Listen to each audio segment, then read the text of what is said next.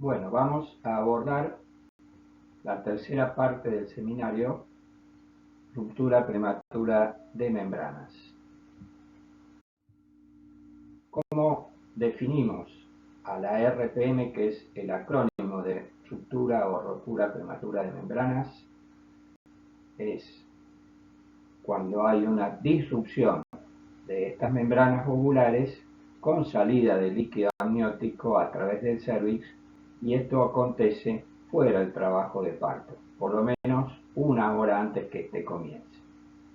Cuando esta ruptura con pérdida de líquido se produce en el trabajo de parto inicial, se denomina ruptura precoz de la bolsa de las aguas. El periodo de latencia es muy importante porque cuanto más prolongado es, mayor riesgo de infección va a haber. ¿Y qué es el periodo de latencia? Es el tiempo que va entre la ruptura y el parto. ¿Cuál es la incidencia que tiene la RPM? Promedio un 10%, pero hay reportes que van entre un 5 hasta un 45%.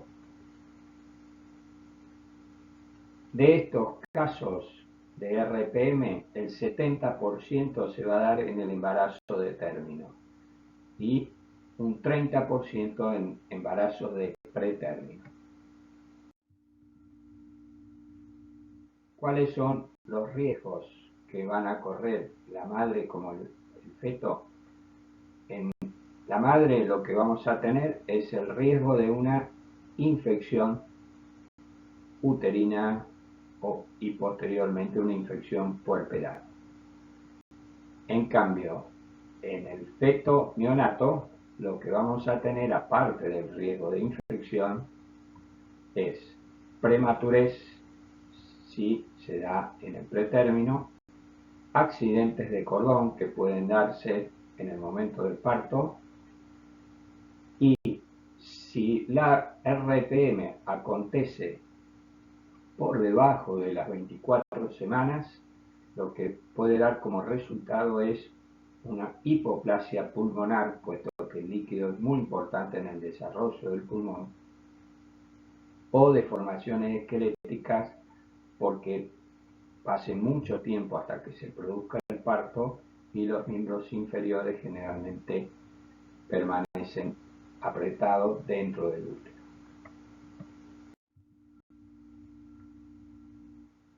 ¿Qué podemos decir de los factores causales? Bueno, hay factores traumáticos, tacto, colocación de catéteres, amnioscopía, fíjense, mucho relacionado con el accionar médico. El embarazo gemelar, el embarazo múltiple es un factor causal. El polidramnio, lógicamente, porque aumenta la tensión sobre el cuello. Las hemorragias por placenta previa van a producir a veces la ruptura en el borde placentario de la inserción de la placenta. La incompetencia ílmico-cervical, porque deja al descubierto el polo inferior del contenido uterino con la vagina. Los desgarros, cirugías previas del cuello, por ejemplo, la cirugía de conización, que se ven bastante frecuentemente ahora por lesiones por HPV, y la presencia de un DIU y embarazo cuando la mujer portadora de un DIU se embaraza. Pero siguiendo al profesor Romero, la causa más importante de la RPM es la infección cérvico-vaginal, o sea, la infección canalicular ascendente. Puede ser producida por Gardnerella, por vaginosis bacteriana, Neisseria, gonorrae o Streptococcus.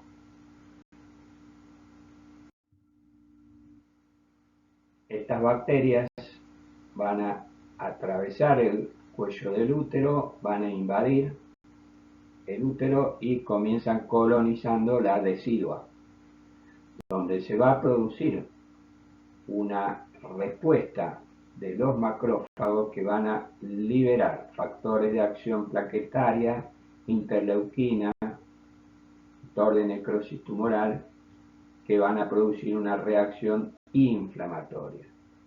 A su vez, las bacterias liberan fosfolipasa A y esto contribuye a provocar que aumenten las prostaglandinas E2 y F2 alfa, lo cual va a determinar la aparición de contracciones uterinas, que son contracciones de reacción a la inflamación que provocan las bacterias.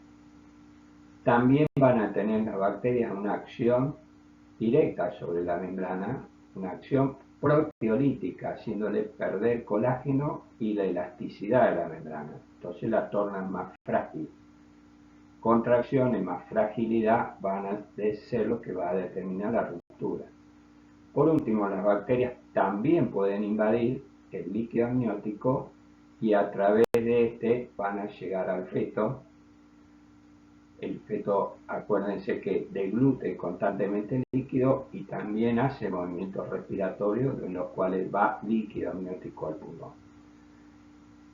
Al feto también le puede llegar por la colonización de la decidua, colonización de la placenta, y a través de la vía hematógena puede llegarle los gérmenes también.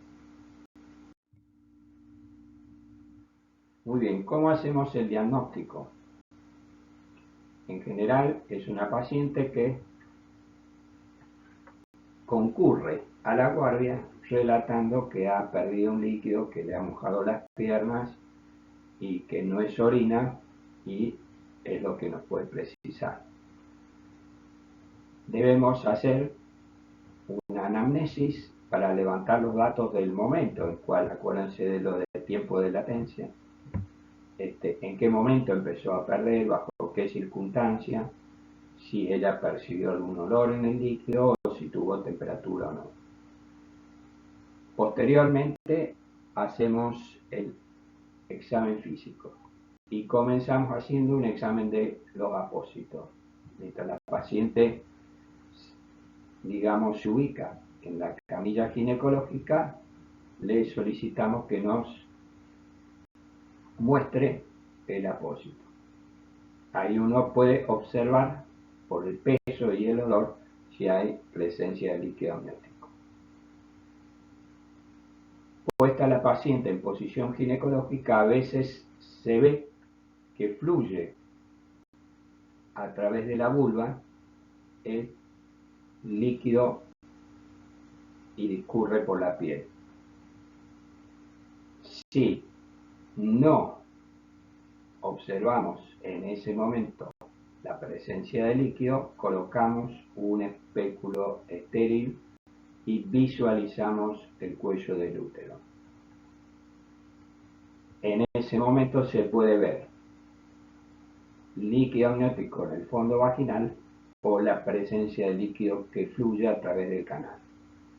Si no vemos líquido en ese momento, se puede hacer la maniobra de Tarnier, que, digamos, consiste en movilizar la presentación a los fines que a veces, por ejemplo, si la presentación es cefálica, está obstruyendo la salida de líquido amniótico. Si tenemos líquido en el fondo del saco, puede tomarse para hacer una prueba de cristalización que se coloca en un portaobjeto, se seca la llama y se mira al microscopio. Y por último, vamos a corroborar la presencia de líquido normal, ausencia de líquido, con la ecografía. El diagnóstico diferencial debemos hacerlo con orina o flujo vaginal.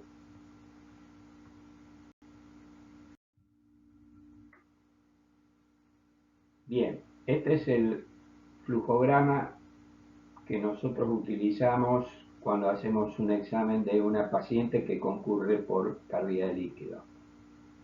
el examen por espéculo, dijimos si es positivo, ya confirmamos la pérdida de líquido, esa paciente se interna. Esa paciente se interna porque va a permanecer internada hasta el parto. En cambio, si el examen por espéculo es negativo, la prueba de Tarnier también es negativa, no hay líquido para hacer la prueba. Si hacen la prueba y es positiva, lógicamente la prueba de cristalización, entonces la paciente permanece internada. Si todo esto es negativo, sin embargo, nosotros internamos a la paciente porque puede ser que haya perdido todo el líquido y en ese momento ya no pierda más.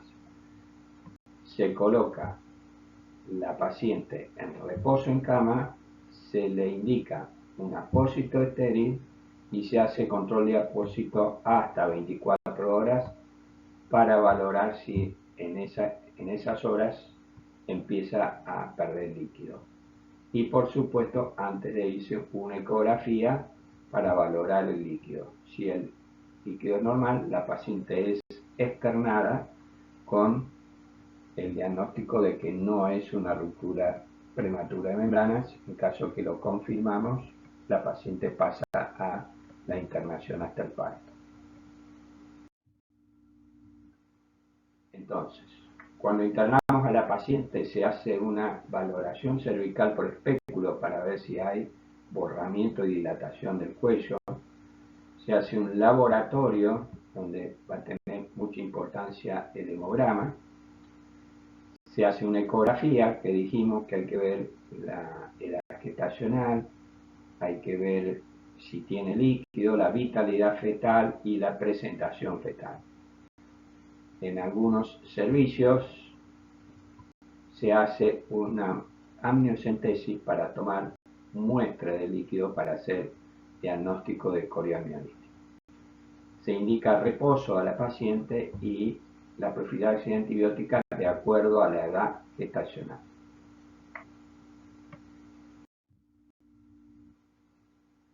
Estas pacientes se siguen en la internación, por supuesto con signos vitales, laboratorio, evaluación fetal, controles de apósito, evaluación ecográfica o monitoreo, control de contracciones. Es muy importante no realizar tactos vaginales, pues es una paciente de riesgo de infección y los tactos van a aumentar la posibilidad de una infección. ¿Cuál es la conducta que vamos a tomar con nuestra paciente una vez hecho el diagnóstico? Y hay dos conductas posibles: o terminamos el embarazo o tenemos una conducta expectante hasta que se decida la finalización. La conducta de terminación inmediata es si tiene más de 35 semanas de gestación o hay signos de corioamiolitis. La conducta expectante es si es menor a las 35 semanas sin signos de corioamiolitis.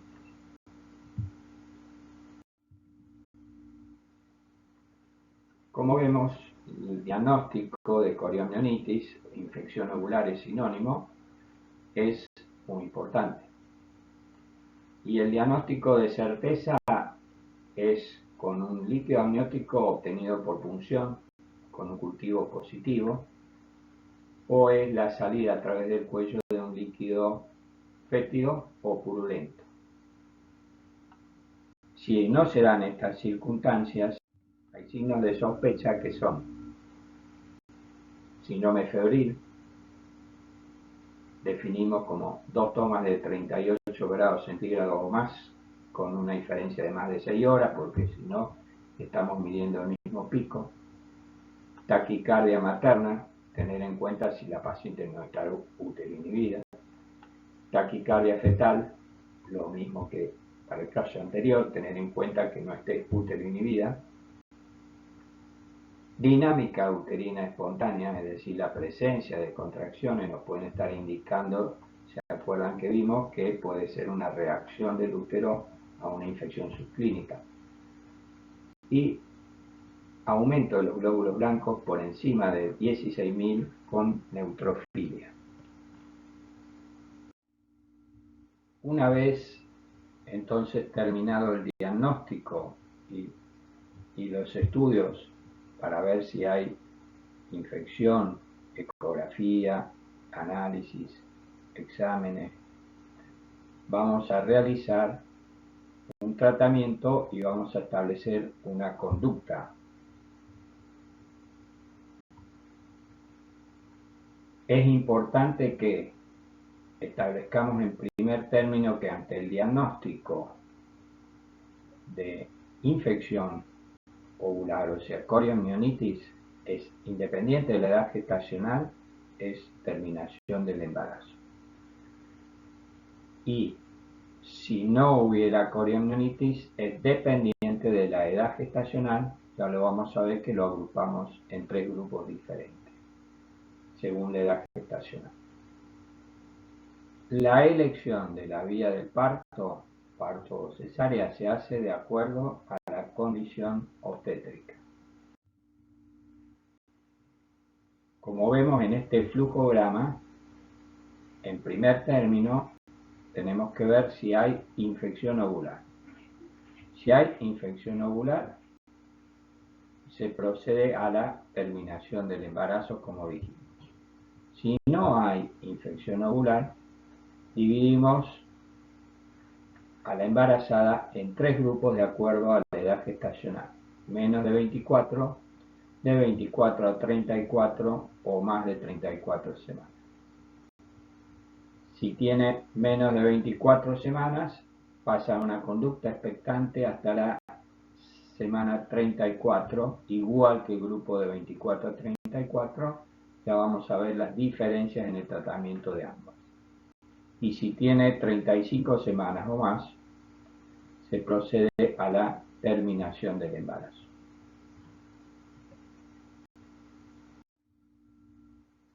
En las pacientes entonces sin infección coriomiótica, la dividíamos en 3 grupos. El primer grupo eran los embarazos menores de 24 semanas, donde puede establecerse una conducta expectante, pero siempre se conversa con la madre sobre los altos riesgos de coriomionitis, porque va a tener un largo periodo de latencia hasta que llegue a cerca de las 34 semanas, la baja tasa de sobrevida que tienen los neonatos de este grupo y las complicaciones que a veces pueden ser muy severas, como dijimos, la hipoplasia pulmonar o deformaciones de los miembros inferiores importantes.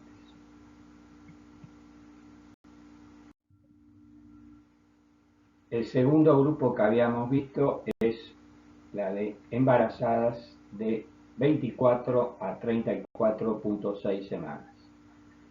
En este grupo es donde realizamos maduración pulmonar con corticoides, con glucocorticoides, como vimos, betametasona o dexametasona, 24 miligramos repartidos en 48 horas. Uteroinhibición únicamente durante la maduración pulmonar, y esto es muy importante porque acuérdense de que las contracciones uterinas pueden ser un indicio de una infección ovular. Entonces, se uteroinhibe únicamente en el momento en que vamos a realizar los corticoides. Se realiza profilaxis antibiótica y se establece una conducta expectante hasta la semana 34. Cuando la paciente llega a la semana 34, se indica la terminación del embarazo. Parto o cesárea depende de, como dijimos, la condición obstétrica. Si tiene el embarazo más de 35 semanas, se espera si empieza espontáneamente dentro de las primeras 24 horas, y si no se produce, se indica una inducción de parto o cesárea de acuerdo a la condición obstétrica. Los antibióticos que se realizan acá no tienen como objetivo la profilaxis antibiótica que vimos en el grupo anterior, sino que acá son para la prevención de las lesiones que podría originar el estreptococo grupo B. Hacemos en estos casos ampicilina 2 gramos endovenosa cada 6 horas al superar las 12 horas del periodo de latencia. La profilaxis antibiótica para el grupo de 24 a 34.6, hay varios esquemas. Hay algunos esquemas que combinan penicilina más ampicilina. Nosotros usamos ampicilina 2 gramos y luego 1 gramo cada 4 horas por 48 horas, y se completan los 10 días con eritromicina 250 miligramos cada 6 horas. Lo importante es que hay varios esquemas, que ustedes sepan que el objetivo de la profilaxis antibiótica es fundamentalmente prolongar el embarazo, es decir, llevarlo de una zona de prematurez más complicada hacia las 34 semanas, que vimos que vamos a tener menor cantidad de complicaciones por prematurez. Por último, durante el parto, no olvidarse que la bolsa y el líquido tienen un efecto protector sobre el feto en el trabajo de parto. Entonces, controlar muy de cerca la vitalidad fetal, se mantienen los antibióticos, realizar la mínima cantidad de tactos porque podemos favorecer una infección puerperal. Durante el puerperio se administran antibióticos dentro de un esquema de seguimiento de lo que estábamos haciendo, y especialmente se presta mucha atención a que no aparezca una infección puerperal. Muy bien, hemos terminado el seminario. Gracias a ustedes.